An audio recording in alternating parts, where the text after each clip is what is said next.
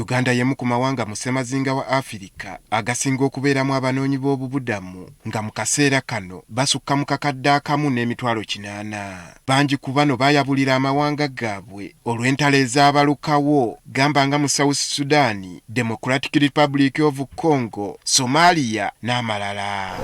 Ekyennaku ng'oggyeko abo ababeera mu nkambi, abamu ku bo bawangaalira mu bibuga era nga bayitibwa ba urban refugees. Bano basanga okusoomoozebwa okw'enjawulo gamba ng'ebyensula, obujjanjabi, ebyokusoma n'ebizibu ebirala eby'enjawulo, anti tebalina mirimu muva kasente kusobola kumala bizibu nga bino. Francine Leya munnansi wa Congo ono yawaŋŋangukira mu Uganda e Nabulagala mu ggombolola y'e Lubaga.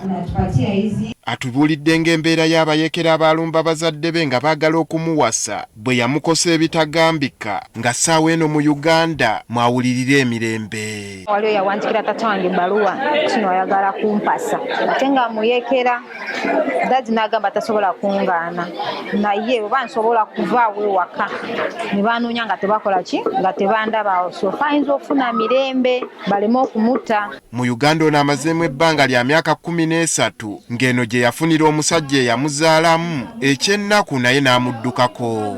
Ninzaala omwana asooka mu mbeera eyo n'ewookubiri bwenafuna olubuto olwokusatu eyanzalamu abaana n'agenda n'andeka mu nnyumba n'abaana kuva mu korona 2020.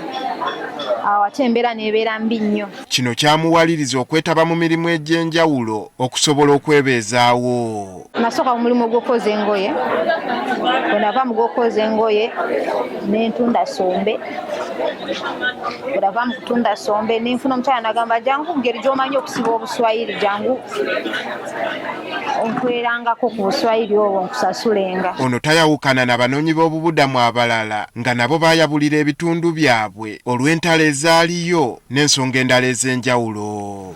Ebizibu nga bino byabawaliriza okwegatta ku kitongole ki Rising Gabido Foundation ekibayambye ne batendekebwa emirimu gy'emikono okuli okukola ebizigo, sabbuuni, omwenge okuva mu butiko n'ebirala. Ebimu ku byo tubayigiriza urban smart agriculture era bonna bayiga okulima obutiko nga bonna bali wano mu urban naye bakozesa ebifo ebitono bye balina spaces ewaka nga balima obutiko.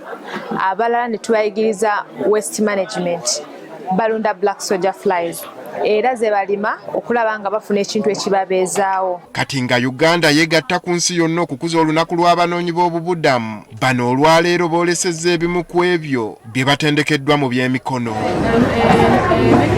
Bano bazze basomesebwa n'engeri y'okuterekamu ensimbi nabo okusobola okwekulaakulanya. They are running as groups. So through those groups tubayigiriza okusevinga ne ssente ze bafuna mu kulima obutiko, mu kukola waste management, mu kukola briquettes n'okukola amasigiri. Tubayigiriza okusevinga ezo ssente ne bazireinvestinga, abamu ne bajja mu loans ne bazitwala ne bazikozesa nga startup capital. Gamba kati we bali embeera tekyabeeraliikiriza nnyo nga bwe gwali nga bakeera kulera ngalo. Eno black fly soldier ze tulunda tulinga kyabulambuzi mu Nabulagala mu Lubaga division we are like tuli kyabulambuzi kale mu bumpi.